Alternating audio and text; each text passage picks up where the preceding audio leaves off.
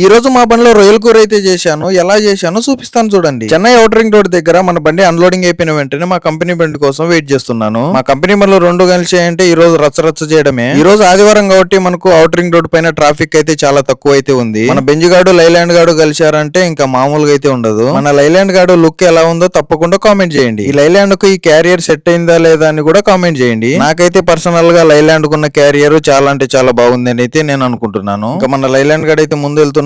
నేను ఇద్దరం కలిసేసి ఆ లోడింగ్ పాయింట్ కి అయితే బయలుదేరుతున్నాము. మనం ఇంజూర్ బైపాస్ నుంచి మనాలి రోడ్ కి అయితే వెళ్తున్నాము. కొంచెం ట్రాఫిక్ అయితే ఉంది ఇక్కడ. మన తమిళనాడు పోలీస్ బాబాయిలు వచ్చేసి డ్రంక్ అండ్ డ్రైవ్ టెస్ట్ అయితే చేస్తున్నారు. నాకు కూడా అయితే చేశారు. తమిళనాడులో డ్రంక్ అండ్ డ్రైవ్ చేస్తే చాలా జాగ్రత్తగా అయితే ఉండండి, కేర్ఫుల్ గా అయితే ఉండండి. పట్టుకున్నారంటే లైసెన్స్ సస్పెండ్ చేస్తారు. ఇంకా మన మార్కెట్ అయితే వచ్చేసాము. ఇక్కడ రొయ్యలు అయితే తీసుకుంటున్నాము. ఇంకా రొయ్యలు తీసేసుకొని ఇంకా మన పార్కింగ్ అయితే వచ్చేసాము. ఇంకా వంట ప్రోగ్రామ్ అయితే మొదలు పెట్టాను. ఈ లైలాండ్ లో మనకు వంట చేసుకునే దానికి చాలా అంటే చాలా బాగుంది. చాలా స్పేసియస్ గా అయితే ఉంది క్యాబిన్. 150 రూపాయలకు రొయ్యలు చూడండి ఎన్ని అయితే వచ్చాయి. ఇది వర్తో లేదో తప్పకుండా కామెంట్ చేయండి. రైస్ అయితే ఇంకా మనం వచ్చేసి కర్రీ ప్రోగ్రామ్ అయితే మొదలు పెట్టాము. ముందుగా ఉల్లిపాయ అయితే ఇలా వేయించుకోవాలి. వేయించుకున్న తర్వాత టమాటా అలాగే ఎల్లిగడ్డ పేస్ట్ అయితే వేసుకోవాలి. ఇంకా ఒక పక్కన వచ్చేసి రొయ్యలు అయితే మ్యారినేట్ అయితే చేస్తున్నాను. ఇంకా అలాగే కారం ఉప్పు పసుపు వేసి కొంచెం మ్యారినేట్ అయితే చేస్తాను. ఇలా కూర మ్యారినేట్ చేయడం ద్వారా మనకు వచ్చేసి ఎక్కువగా కారాలు అయితే లోపలికి అయితే చుచ్చుకొని పోతాయి. మనకు కొంచెం టేస్ట్ అయితే ఎక్కువ వస్తుంది. మొత్తానికి ఇలా నీట్ గా అయితే మ్యారినేట్ అయితే చేసి పక్కన అయితే పెట్టేయాలి. ఇలా హాఫ్ అన్ అవర్ పక్కన పెట్టిన తర్వాత మళ్ళీ మన ప్రోగ్రామ్ అయితే స్టార్ట్ చేయాలి. ఇంకా కర్రీ అయితే మొదలైతే అయింది చూడండి. మొత్తానికి అయితే ఇంకా ఫినిషింగ్ టచ్ కి అయితే వచ్చింది. ఏ మాటకు ఆ మాట చెప్పుకోవాలి. నాకు బండ్లో వంట చేసుకోవడం అంటే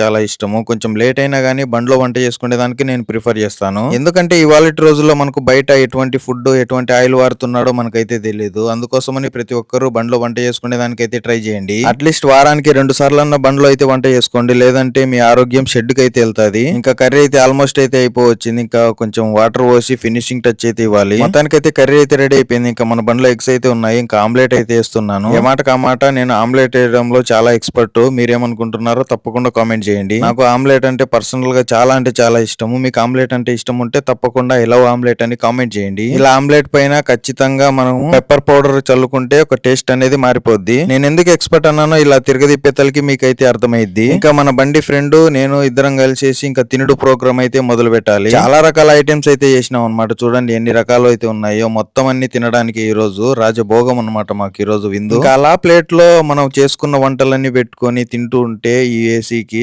చాలా అంటే చాలా ప్రశాంతంగా అయితే ఉంది. ఇలా ట్రక్ లో వంట చేసుకోవడం ఎంత మందికి ఇష్టమో తప్పకుండా కామెంట్ చేయండి. మళ్ళీ నెక్స్ట్ వీడియో అయితే కలుద్దాం. టాటా బాయ్.